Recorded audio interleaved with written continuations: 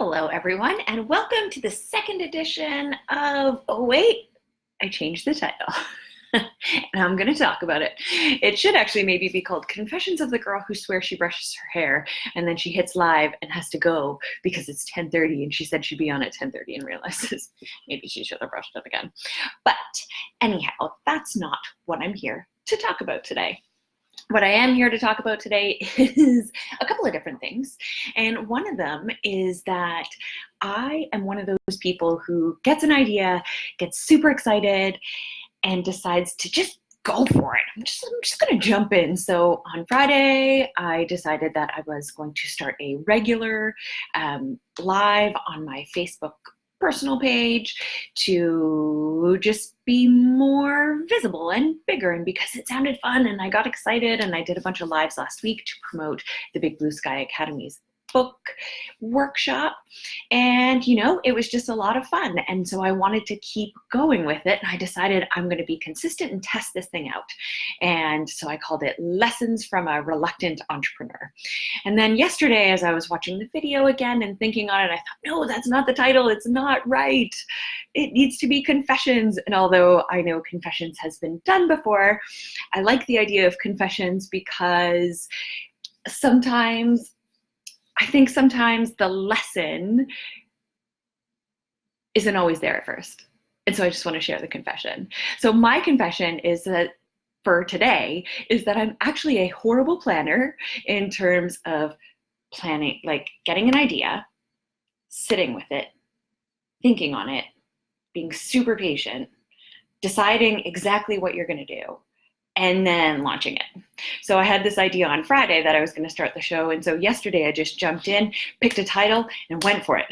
So today I'm here to say it has now changed to Confessions of a Reluctant Entrepreneur, and I am going to stick with that title for now, but maybe change it. Who knows? We'll see. So I've done this a lot since I started my business. And when I started my business, I got actually the time wrong. When you're live, you make mistakes. It was over 3 years ago. And I thought I wanted to be a copywriter. But it turns out in the end, I didn't want to be a copywriter. So I'm going to talk a little bit about finding your why when you start, and knowing that it's okay to change that why as you learn more about yourself and why you want to start your business. So I started my business for a couple of reasons, but the main one was that I wanted to be location independent. I wanted the freedom to be able to work from home, to be able to travel to help out my family, to be able to travel from anywhere, but know that I could still keep working. That was reason number one. Reason number two came in, and it was that I wanted to have a creative outlet within my work. I wanted to feel good about contributing to the creative energy of the universe in a way that felt good. And for me, at first, that felt like copywriting. I had done a bunch of research before I quit my job, and I found a bunch of different ways that I could make money online. And I promptly did get some work right away. I was very lucky that way. But it wasn't great work. It was very low paying. It kept me chained to my computer, and it wasn't satisfying creatively. So while it satisfied my first why, it allowed me to be location independent, it didn't give me everything I needed. And so I started to learn that I needed to add on to my why. And so being location independent was number one, and being being a creative pursuit that fulfilled me creatively was number two. And those needed to be married for it to be a successful endeavor that I continued on with going forward. And now, that being said, I didn't get it right away. I continued to meander about, and it was funny, before I actually quit my job, I went to an information night for publishing. I was writing fiction, and there were some traditional publishers there. There was an author there, and I had this idea. I wanted to maybe start ghostwriting. And I didn't know quite what that was, but it was this niggling thing kind of in the back of my brain that kept coming back to me, but I didn't know. And there was one of the traditional publishers there said, yes, they sometimes did hire ghostwriters, but I certainly wasn't doing it to get rich. And I thought, oh, well, that's weird. I wasn't really doing it to get rich anyway, but now I know. They hire ghostwriters. That's a thing. And so from there, that sort of idea of something that I'd never really heard of, didn't really know, kind of tucked itself away back there, and I still continued on this copywriting path. And I continue to explore different ways of getting jobs. So at first I was with a larger marketing agency, twice, two different marketing agencies with two different kind of writing projects. And then I started to branch out and look for different things on my own, taking smaller clients on my own. And again, I wasn't finding that super fulfilling. I found I was running and running and running and running. So I then went into exploring ghostwriting, which is where I'm at today. And it's taken 2 years, but I think my partner had a really great reminder he shared with me when I was feeling a bit down last month. I was thinking, oh, this isn't quite working yet. I'm really still plugging along, loving the work, just not creating the financial freedom that I also want. So this brings me to the third why for me. So location independence, creatively fulfilling in a way that is great for the universe and for myself. And then the third one is financial freedom. So it's this third why, it's this third piece that I'm heading into now to plan and create and move forward in. That being said, my whole point in sharing this with you is know that you can always change your why and you can change your decision. So if you start off here and it's not quite fulfilling you in the way that you thought it would, and you think, oh, well, I have to quit, you don't have to quit. You just need to keep building. You need to keep building on what you're doing and define your why even more.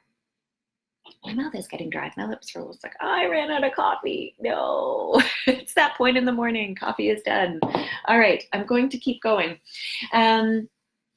So I was lost is what I felt in the beginning. And you may be feeling that you are lost in your business now. And you may be thinking, I need to give up. You don't need to give up. You just need to keep exploring, changing, and know that because you decided on something when you started, you don't have to stick with it.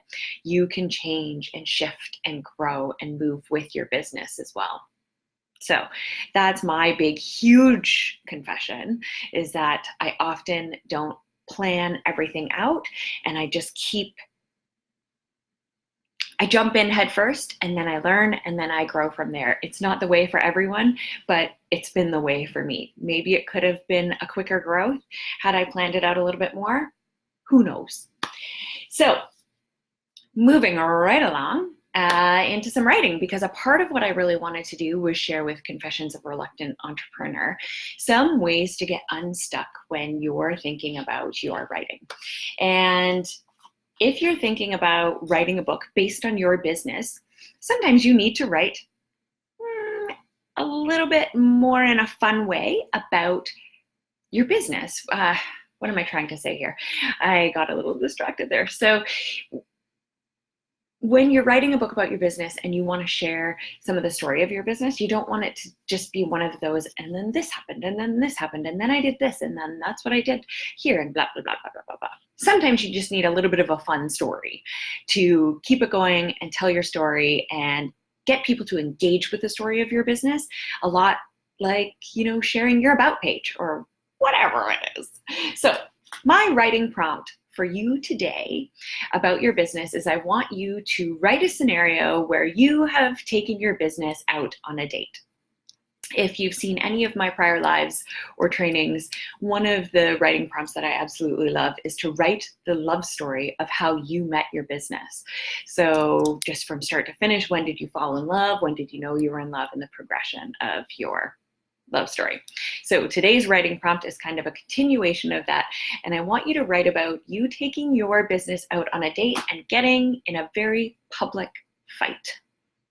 Your business is feeling neglected in some area, and it's come to a head on this date. Is a glass of wine thrown? I don't know. who throws a glass of wine.